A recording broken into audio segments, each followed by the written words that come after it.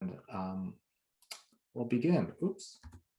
So I'm going to share my screen and introduce our wonderful speakers we have today. We have three speakers, and they'll be sharing a little bit about trees, faith, and tradition, a roundtable conversation. So I've asked them not to prepare real remarks, but to have a conversation. And I just want to give a little context. This is Arbor Week. So we at Speak for the Trees Boston decided it wasn't just enough to have a single day to celebrate trees. So we spread out our festivities over the entire week of Arbor Week. And we've had different events so far this week. We had a meditation walk on Saturday. We had a film screening on Sunday. And all week we're giving away seedlings throughout the city. And we will end Arbor Week celebration with a major event on May 1st in Lower Roxbury and Nubian Square, where we're giving away trees to residents. And our mission at Speak for the Trees Boston is to ensure that everyone has the benefits of a local tree by them for the economic, mental, and physical health benefits they give. And I'm going to drop in our website here. I invite you to join us at future events, and also we have a lot of resources there. And in the coming days, and if all works well, maybe tomorrow even, that web address will forward you to our new website where you can hopefully learn a little bit more easily about our work. So without further ado, I wanted to welcome our three guest speakers today. Before I begin, I want to, of course, acknowledge the land on which we sit today with a land acknowledgement. And this is, I think, not only especially important in our time today, and where we find ourselves as a country, but it's also timely in terms of the topic on which we speak. So if you let me, I'll just read through this land acknowledgement. I picked this up from a dear friend of mine who shared the same one at an event we held. We're meeting today from a variety of places that are the ancestral homelands of many indigenous communities, including the Massachusetts, the Wampanoag, the Nipmuc, and others from across the continent. These lands were not ceded, they were stolen, and many people were harmed, most significantly indigenous people and enslaved African people. We acknowledge this sad history and bear responsibility to work towards healing.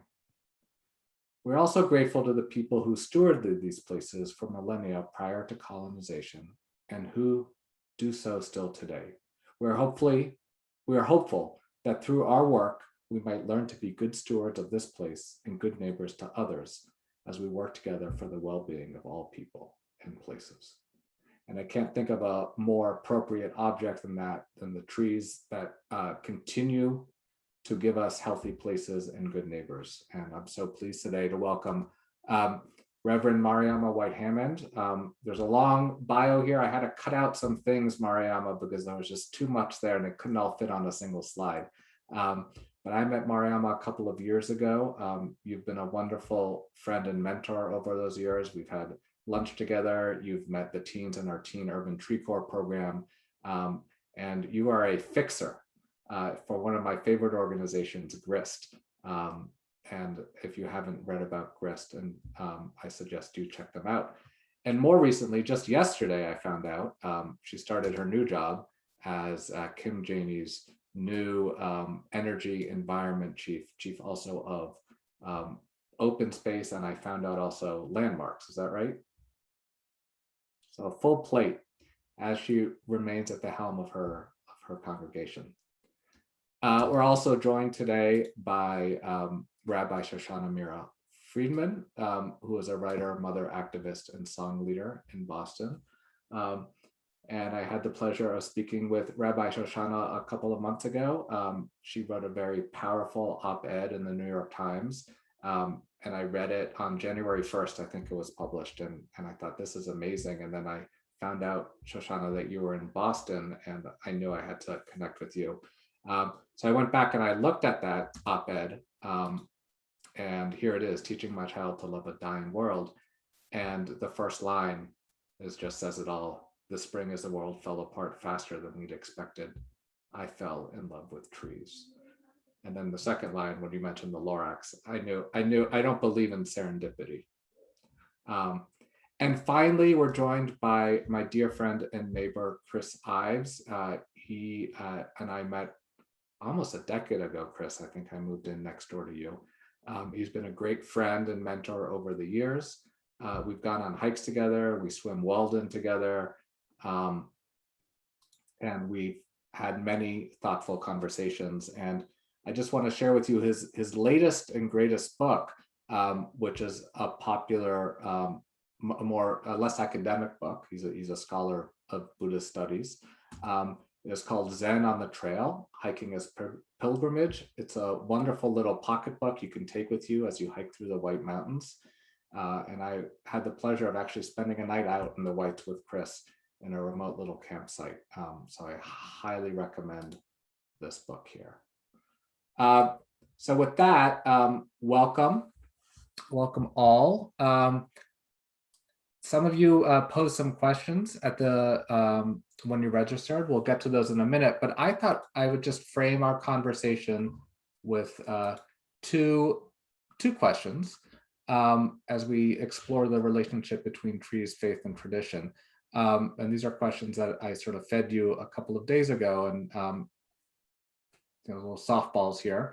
So I was hoping that you could each speak a little bit about a specific example, either textual or historical, from your tradition that exemplifies or highlights the roles of trees in your faith, whether it's your personal faith or your religious faith. And I'm most curious in hearing about how this story maybe has positioned and used trees to highlight themes of faith or belief. So I'll just open it up.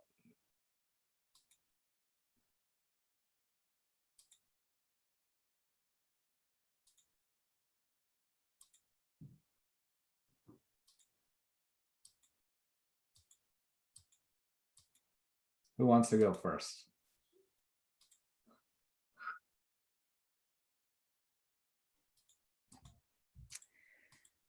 Thank you all so much. Thank you, David. It's really a pleasure to be here. I was saying I get to talk tonight about two of my very favorite things, trees and Judaism. It's very hard to pick one. I have an entire page of notes for this prompt. The one that I want to lift up gets us to the metaphysical and the spiritual very quickly.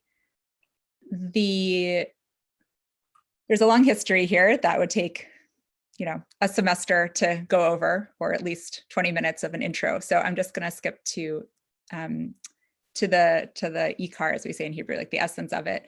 The Jewish mystical tradition known as Kabbalah, which just means receiving that which has been received,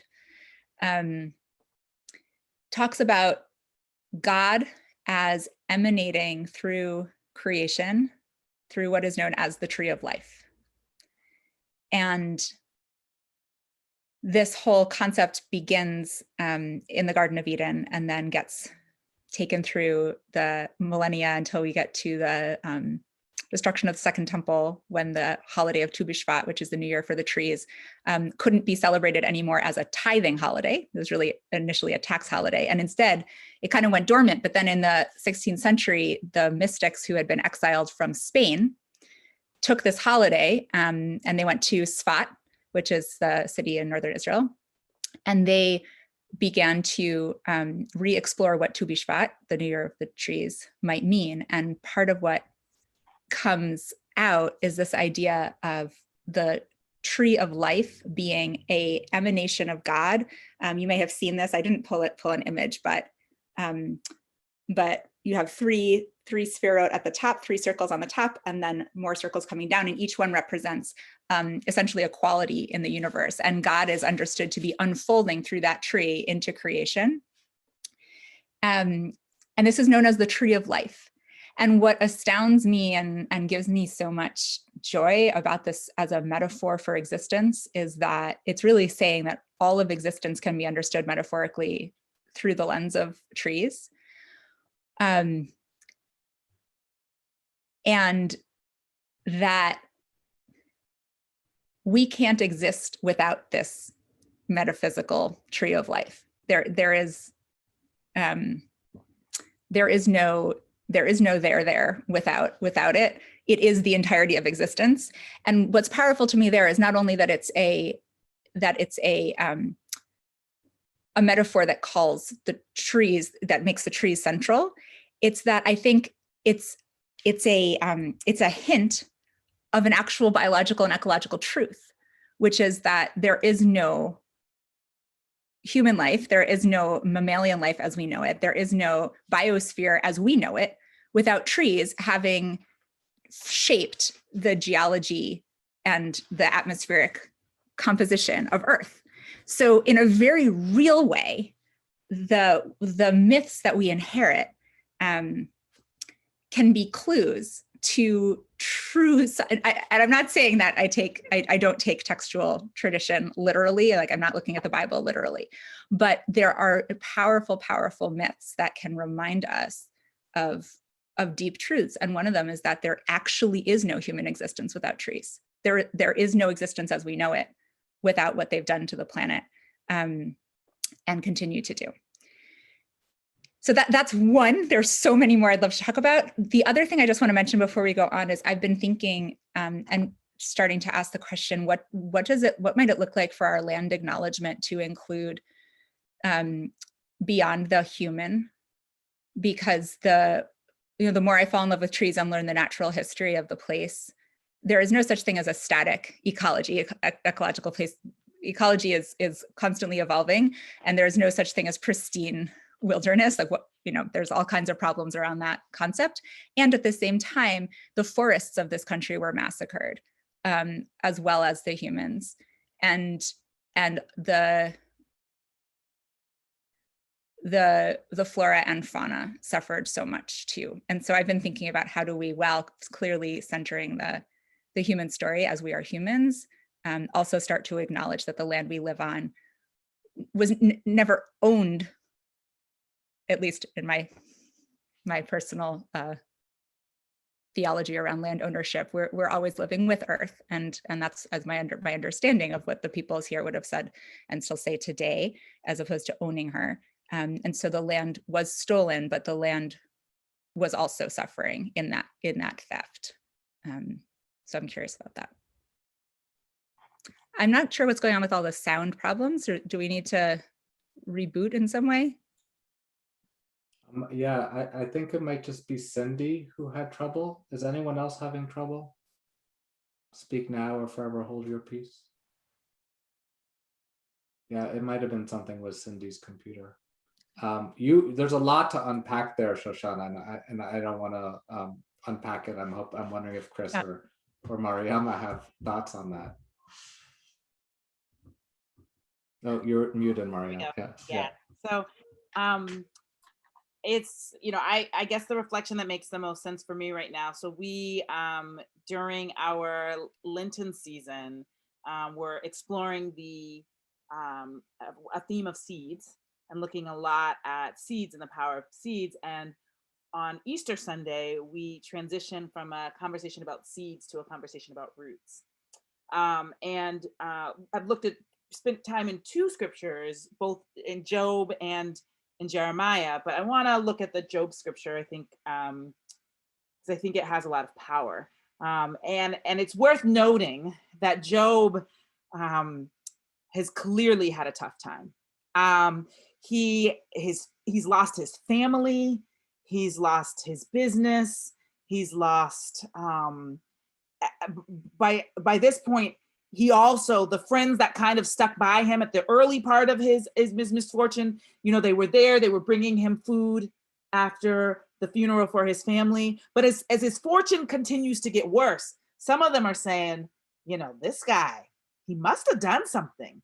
Or maybe he's a little on the cursed side. I don't know if I want to hang out with him too much, because I wouldn't want any of this misfortune to flow onto me, right? And so you have this man who is at really in many ways his worst, struggling, trying to hold his sense of purpose and faith and trying to understand why, God, why would this happen? And so we've been looking at Job 14 verses 7 and 9, and they say, "For there is hope for a tree. If it is cut down, that it will sprout again. and that its shoots will not cease. Though its roots grow old in the earth and its stump dies in the ground, yet at the scent of water, it will bud and put forth branches like a young plant. And I'm sure I'm not the only one. I of course highly recommend the book, The Hidden Life of Trees, but this notion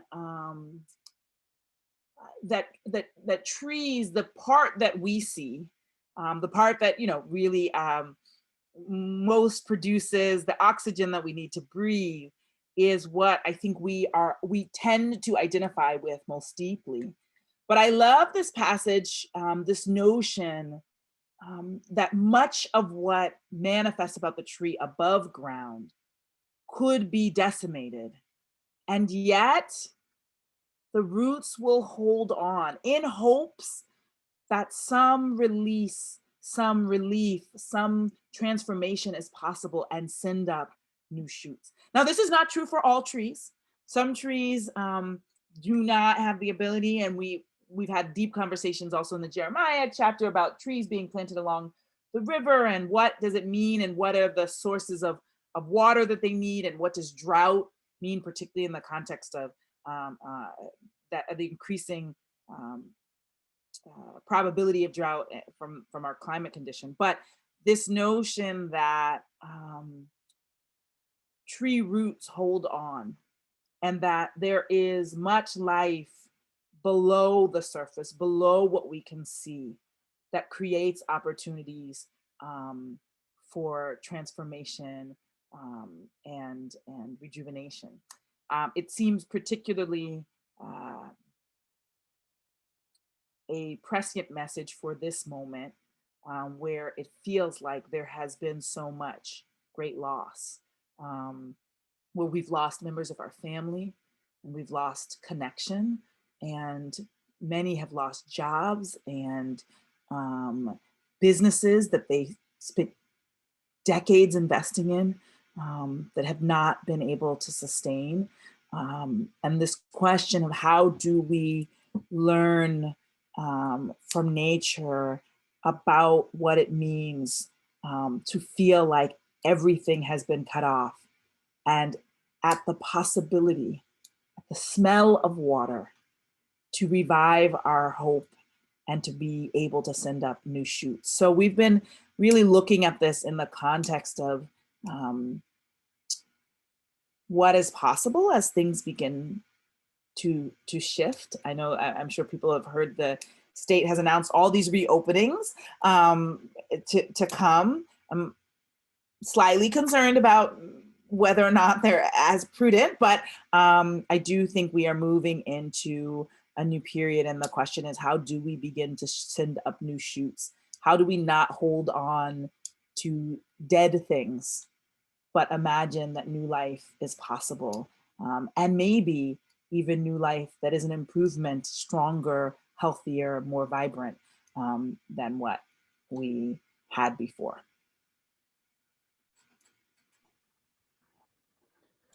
Yeah, as I sit here listening to both of your comments, what I'm really struck by, is the power of trees in different traditions, both as Rabbi Friedman is saying, setting up the planet in a way where life could emerge and evolve, et cetera.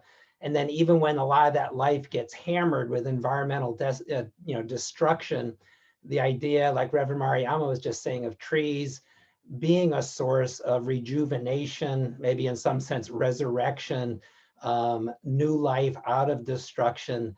And it's really striking when you think about various traditions and how trees, really are that central to us. You're mentioning generating oxygen, generating hope, or all the things humans have gotten out of trees, whether it's fruit, certain medicinal uses of trees, trees for shelter, whether it's the shade or wood for building some kind of structure, trees for firewood to not freeze in the winter, trees as a basis, a raw material for making tools, for making weapons, even making dugout canoes and modes of transportation.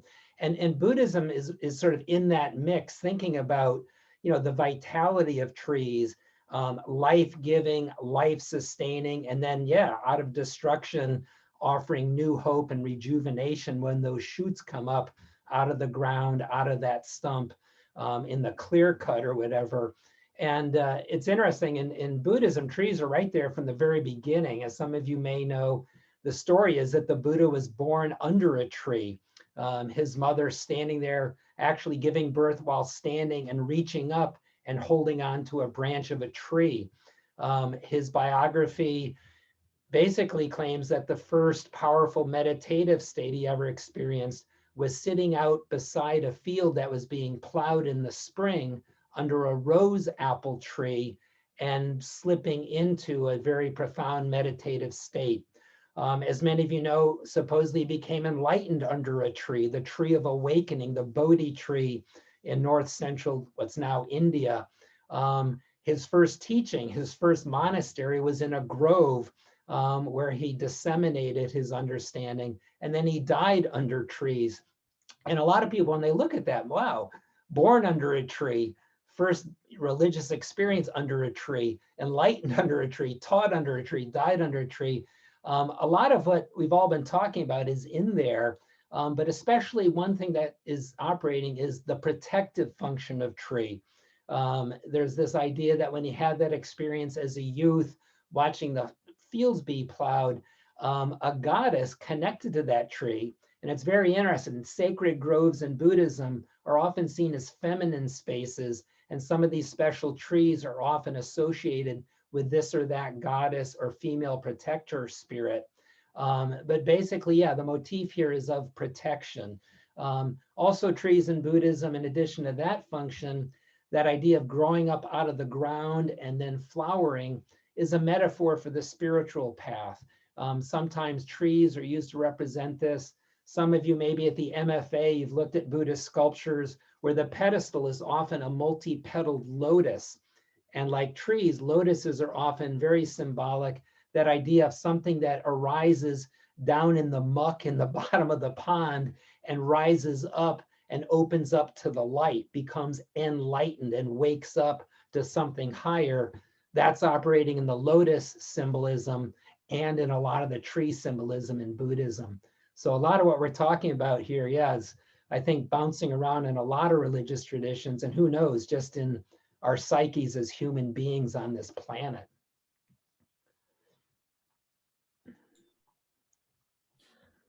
I'm often, I'm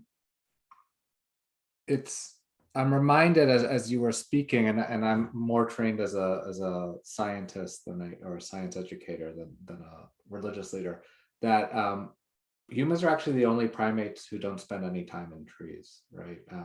That all our primate cousins spend at least part of their lives in trees. And I do think that there's something built in our DNA where we find comfort in trees, we find safety, like Chris mentioned, or shelter. So we're intimately somehow connected to trees as our brothers and sisters. I think it was either Plato or Aristotle, I always confuse them, who said trees are rooted down into the ground. They're our cousins rooted down, while we have our heads in the clouds, right? So they're sort of mirror images of us. And you know, the stories you all mentioned about renewal and rebirth are really powerful. And I'm also reminded, though, that trees serve as a connection between us, right? Between us in terms of time and space and memory. And growing up Jewish, and Shoshana mentioned the holiday, Tu B'Shvat, the holiday of trees.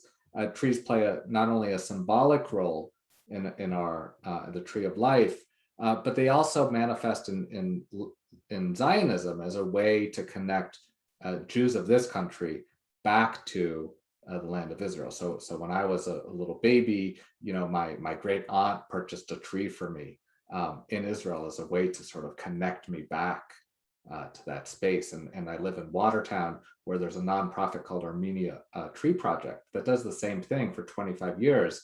They've been collecting funds locally to plant millions of trees in Armenia as a way to connect the Armenia diaspora back to the homeland.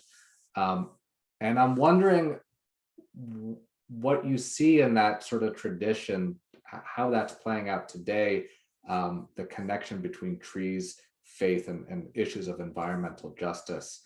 How has that metaphor been shaping either your thinking or your congregation thinking, or some of the environmental justice work that I know each of you has been involved in different ways?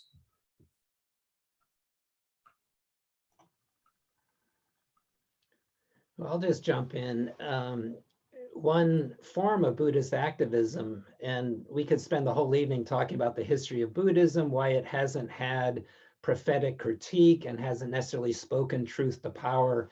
But one form of activism you see around the environment that's really kind of intriguing, and some of you may be aware of this, is in Southeast Asia, Thailand, Cambodia, in Sri Lanka, which is monks going out into forests that often their parishioners, people associated with their local, regional, or rural temple, depend on for certain types of resources, whether it's gathering food, hunting, sustainable logging, and those places being threatened by illegal logging. And what the monks have been doing is going out and taking that kind of saffron cloth. If you think of popular images of Buddhist monks and nuns wearing that orange sort of saffron cloth, and what these activist monks have been doing is going out into these threatened forests and wrapping that material around the tree and doing the ritual of ordination that they normally perform for monks or nuns, and ordaining the tree, and thereby ritually rendering the tree sacred and valuable, and protect it from some of these renegade loggers, many of whom are Buddhists, and would not even imagine touching, much less hurting a monk or nun. And so there's a very creative kind of activism there to protect these forests in Southeast Asia. That's just one example. In the Jewish world, there's been a whole movement that is now has a sweet acronym, JOFEE, JOFEE, Jewish Outdoor Food and Environmental Education.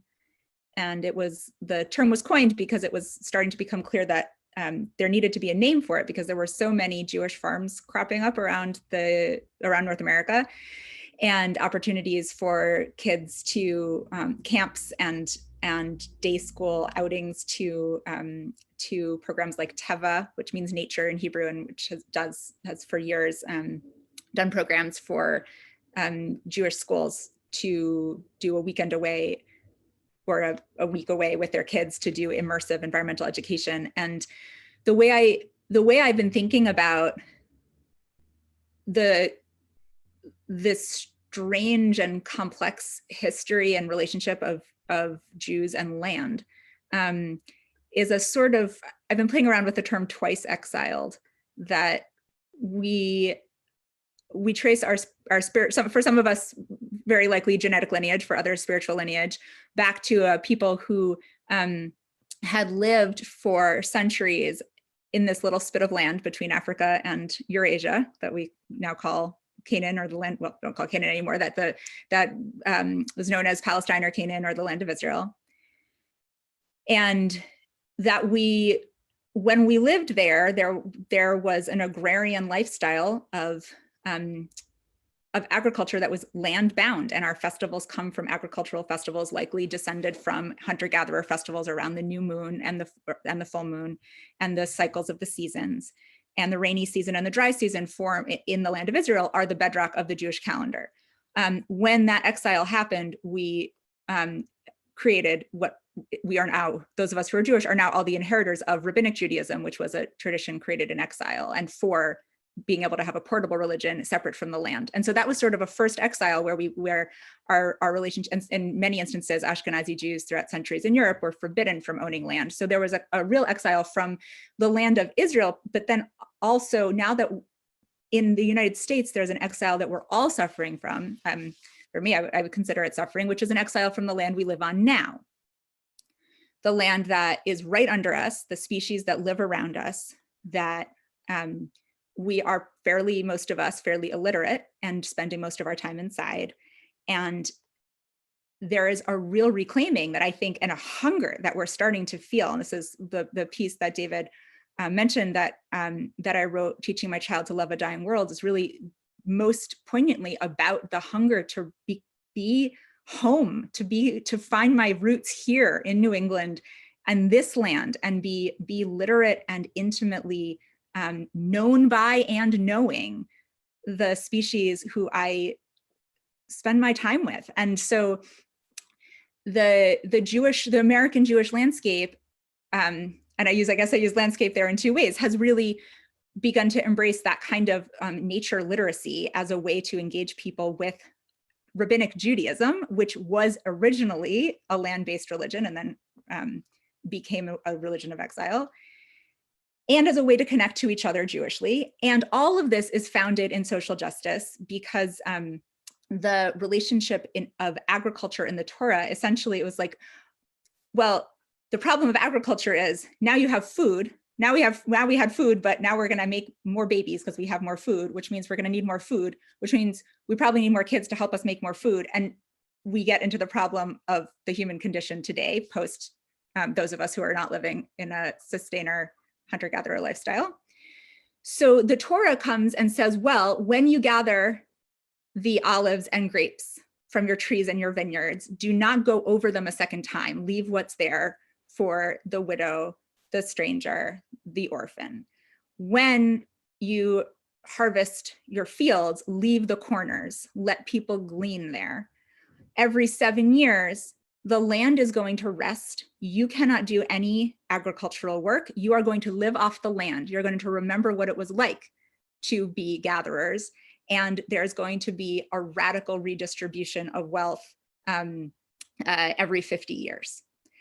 And there's a piece, we don't know how much any of this was actually practiced anthropologically, but the text that we've inherited is a text that is wrestling with the emergence of capitalism, with its with empires where wealth was already amassing to those on top, with the existential crisis of agriculture, all of the security and all of the devastation that brought to our species, and is trying to make it more equal. And trees are a big piece of that. And they're a big piece of the metaphor, as well as the actual piece of it. And there's lines in the Torah that say that liken people to trees, that when we go to when one goes to war, one shouldn't cut down the fruit trees of one's enemy, which becomes the basis of a whole lot of environmental ethics in Judaism. I do want to mention that David's very, very accurate example of planting trees in Israel is not without its problems, right? That actually a lot of the land that the Jewish National Fund planted those trees on was stolen from Bedouins, and the reforesting came along with a whole host of very problematic social problems. So there is the environmental justice, and not unlike, I think, some of the priorities that Reverend Mariama is going to be juggling in her new post. It can be a very complicated story, but also a very powerful one. Yeah, so I think, thank you for Shoshana for naming that. I mean, I think there is both a real opportunity to dig deep, to build relationships and connections and restore that which is needed. And there is the real challenge, particularly that the conservation tradition comes from some pretty problematic racist roots, and that are very much still present in the dynamics we see today. So this notion that we have the right to treat most of the land like however we want to, but we'll just set aside these special places where we can remember how beautiful the land is, not because we actually want to follow the lead of the native people who didn't think their job was to develop everything, right? Who thought actually we were called to live in right relationship and actually do as little sort of change to the land as we possibly could. But we're gonna treat most of it in the way that, you know, aligns with our sense of progress while keeping a few places set aside.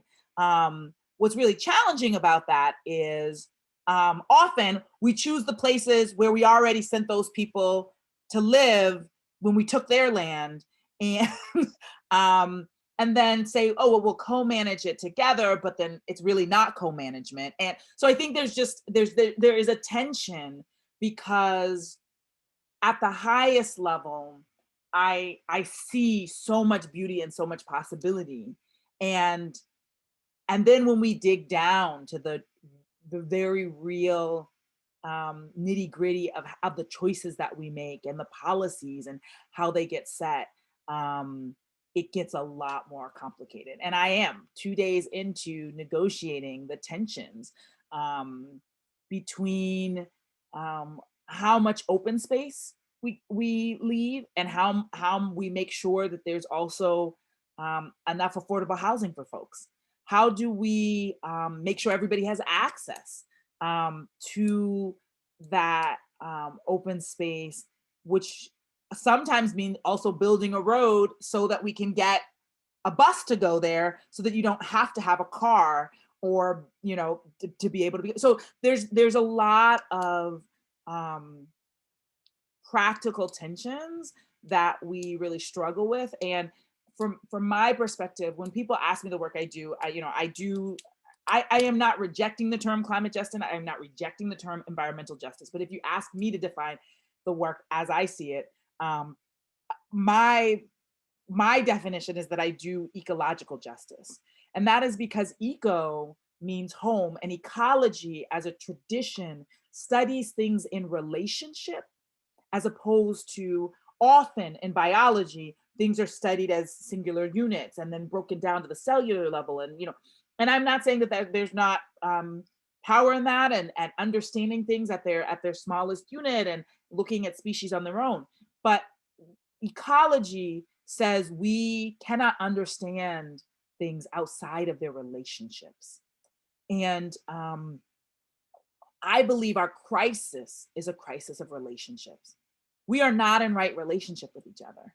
And so one of the challenges I experience, even within the environmental movement, is a narrow sort of focus on parts per million or numbers of acres that doesn't actually pull back and see the broader relationships, which are super complicated and messy. And that's just the reality, that being in love and in right relationship is often challenging. There are moments where we feel like there are no good choices. There are moments where we feel asked to sacrifice something that is really important to us for the needs of the other. But I think that the reality is that in nature, the ecosystems that survive are the ones that maintain balance, and that never allow any one species to be completely dominant over the other. If a species is so huge that it's hard for anything else to affect it, then nature often makes those species the kind that do not have a lot of offspring, right? Because as we are fighting now to protect whales, but if there were that many whales in the world, it would be a little bit of a challenge. I don't know how we would even feed all of them. They are massive eaters. What is sad is that now, as they have been attacked by the even more massive problematic species, the most massive problematic species ever to exist, us, they are struggling to come back, because that check and balance of them only having a certain number of babies and keeping in balance has been thrown off by our actions. So I think the frame of ecological justice in my hope prevents us from getting into narrow thinking about parts per million, or just this particular space that we've all decided is going to be the set aside space, and helps us try to repair much broader challenges in our relationships. And I think we have to hold it all, which is so hard. I tell my parishioners all the time, we are reading the Bible, and it's easy sometimes to say, oh, they should have gotten it, right? But the reality is, what we're seeing is that human beings, we've been a hot mess a really long time. And we've been struggling for a really long time to get it right. And the unfortunate reality is that technology has allowed us to get our wrongs super wrong at a scale that is overwhelming the capacity of the planet. And when people say save the planet, let's just be very clear. The planet is going to be okay. What she's decided is that as a mama, she's got a whole bunch of kids, and one of them is highly dysfunctional. And she has one kid, she loves this child, but they don't know how to act. People label the food in the refrigerator, they just eat it all up. They go to the bathroom, don't clean up after themselves. They wake up in other people's beds and other people's rooms. They just don't know how to act. And there comes a point where you have to say, for the health of the rest of the family, you might need to go. So we are at a point where it's not whether the planet will survive. We are destroying the home and everything, but mama's gonna kick us out before she lets it all fall apart. We are fighting for our own survival, our own ability to exist, because at some point, climate change functionally ends up being tough love, where apparently we need a timeout. Now, we've had a practice timeout this last year. We've all been sitting on the timeout step. And the question is, will we get up from that timeout step and go exactly back to the same behavior that put us there in the first place? And I think we have a real opportunity to not do that. But I think we're struggling. I think we're struggling. And I don't think it's too late. We might be getting off the timeout step soon, but I don't think it's too late to learn our lesson. I don't think it's too late for us to decide we will emerge from this and act right and be better members of this family, and to acknowledge our siblings who, just because they're smaller than us, and just because they don't have the same positions of privilege as us, does not mean they do not deserve to be acknowledged. And so I think when we see our trees, the trees as our siblings, when we see them, when we see the tiny phytoplankton in the ocean that our eyes can't actually see without a microscope, when we see them as our siblings, all part of the creation, and see ourselves as the ones most in need of change, I think we can bring a different level of humility. And I'm, I guess, from my own tradition, trying to help us relook at our own creation stories and recalibrate who we are supposed to be in that conversation.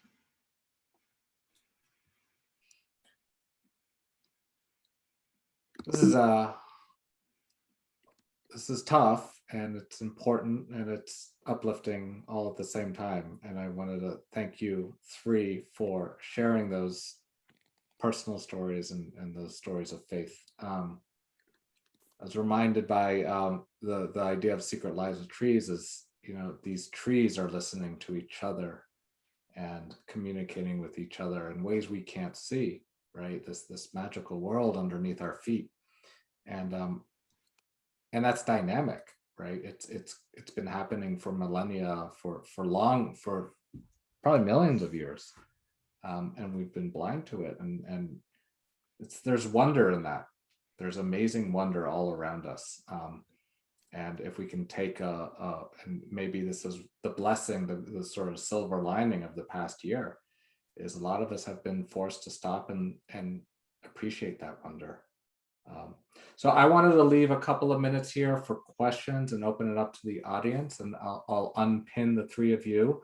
And if you have something you'd like to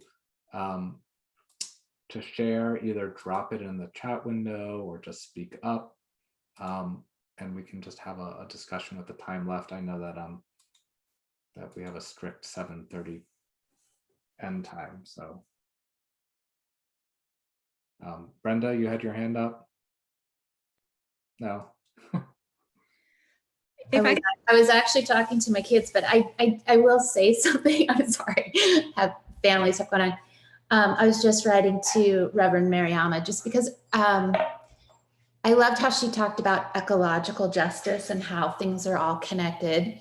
And we happened to watch the documentary maybe 2 nights ago. It's on Apple, called like How Earth Changed. And it's about the year we were in quarantine. And you talked about how when trees are dead, they can actually have new sprouts and things happen. And it's so stayed with me because it really does show that if we give the earth some breathing space, that it's going to come back and heal.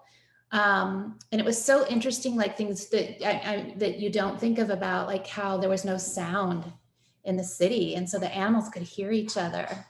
And I love the secret lives of trees. You know, the trees can hear each other, you know, like, and it is this kind of thinking of how do we take this year and help the earth heal. And the movie really asks, like, how do you let the earth breathe and let it reproduce and have life again? So do you see any of these in your new role, Mariama? Is there any ways that you can sort of take some of the benefits that we gave the earth in this last year and,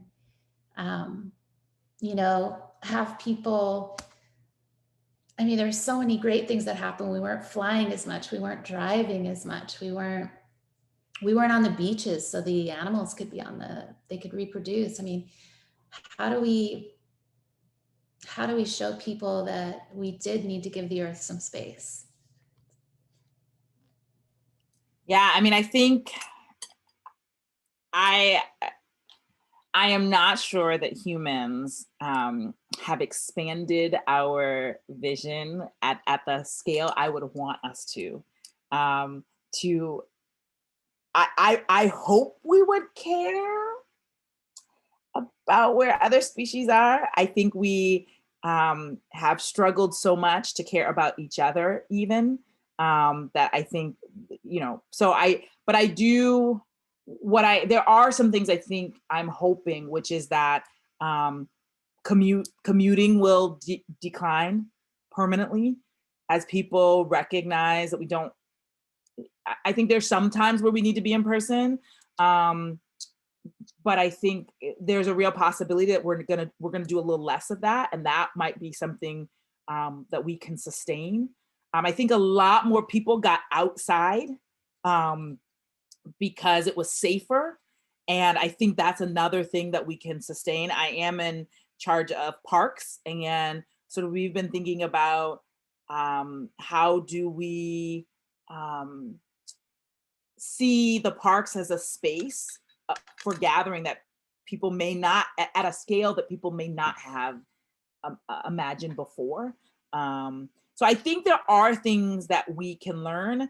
I think part of it is each of us really actually should begin engaging our family and our friends in a conversation about, before we rush to just go back to how things were, what do we want to sustain that we started? And what do we never want to go back to that we actually are going to have to work hard? I want to never go back to the kinds of crazy health inequities we had and that have been exacerbated by COVID. But the only way that's going to happen is if we actively take that seriously. I also hope we will push more on the idea of Sabbath. It's a thing that we've looked a lot at in our congregation and really sort of said to people, you have this opportunity. Please, please, please think about how you might more deeply lean into Sabbath during this time. where you don't have the same excuse that you have to go here and you have to go there and not everyone's together. So, you know, I think holding those things that are worth sort of keeping will actually take us being intentional about naming them and committing and holding each other accountable. Otherwise, we will find ourselves slipping back to how things were before. I want to just jump in for a moment and totally agree with what Reverend Mariama just said, and that the Jewish world is right now getting ready for Shemitah. We've kept count for a few thousand years now, every 7 years that the land is supposed to rest. And so there's a lot of imagining going on, as there was 7 years ago, around what does Shemitah, what does the sabbatical year, sorry, I should have defined that. What does the sabbatical year as just look like now? What can it look like? And I completely agree that this idea of resting and pausing and reflecting both on our relationships with the earth and our relationships with each other and the system of the injustices, that is the core of what Shemitah is about now. I also wanted to just offer a quick thought, which is that along with what Christopher was saying, ordaining the trees, I have found it to be one of the most profound spiritual practices of of the last year, and I intend to keep it up, to have banished the pronoun it from my vocabulary when it refers to any living being. And it has been utterly transformative because we are lonely. We are a lonely, lonely, lonely species. Everyone else in our genus disappeared long ago. And we have, in this culture, certainly not in all cultures, but in this culture, seen other living beings as objects for centuries. At least and the English language doesn't have a lot of, it just is grammatically very strange to use he, she, or they for a tree. So it's kind of creating a new grammar, and it is a transformative practice. I feel much less alone. I feel in relationship with, and I'm very clear that I don't know that it's doing the trees any favors per se, but it's transforming me. And that is huge. That is important. That's a place to land. And I offer that as a practice. That's a very easy one to start doing. And it's going to be a hard one. And you'll see it's a hard one. You'll catch yourself. For our houseplants, my son uses personal pronouns for our houseplants, and it changes the way we see the world.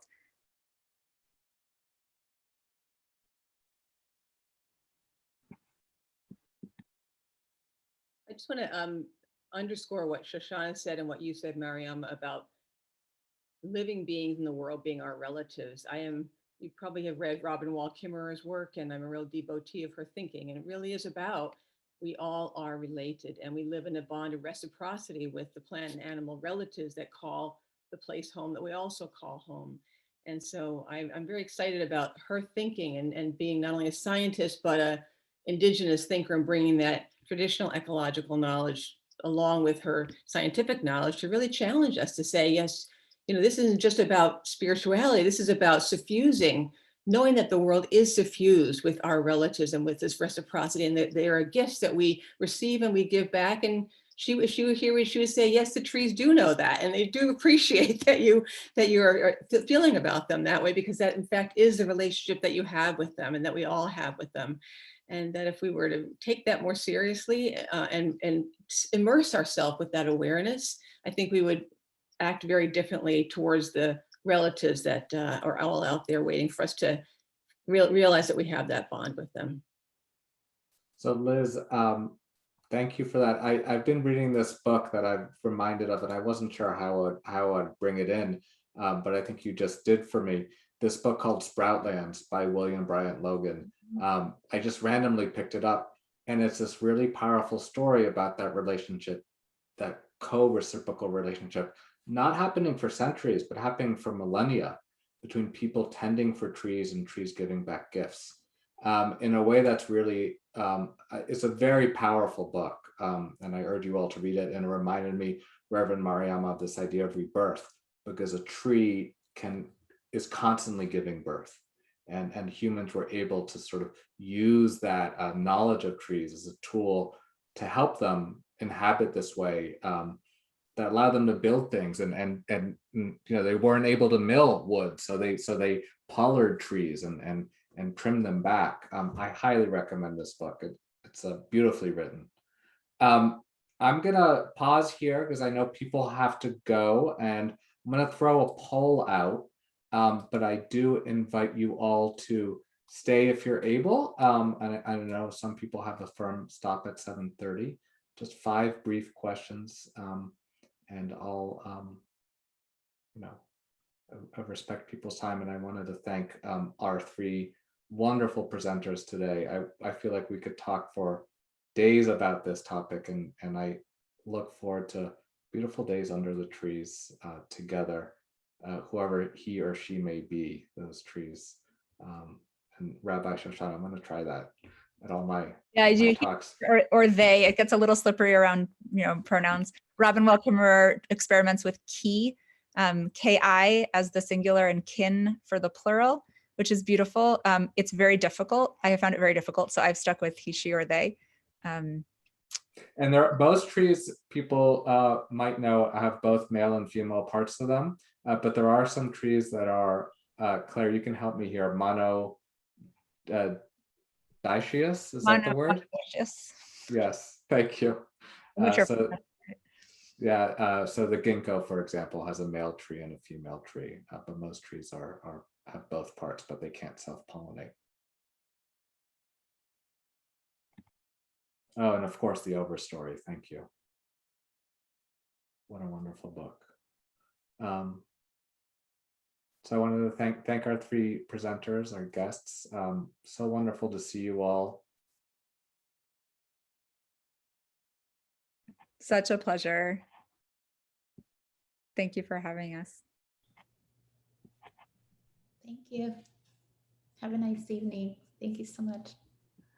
I just want to thank Reverend Mariama and Rabbi Friedman. Often when we think about, speaking for trees or taking a stand for trees, we think about lifestyle change, flying less, commuting, or we think about structural change like campaign finance reform or a carbon fee and dividend.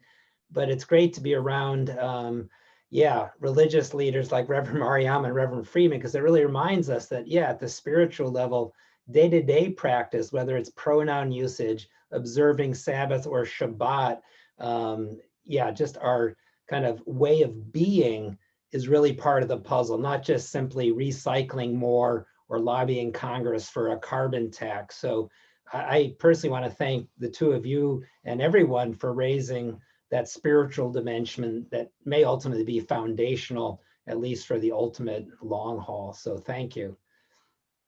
Thank you.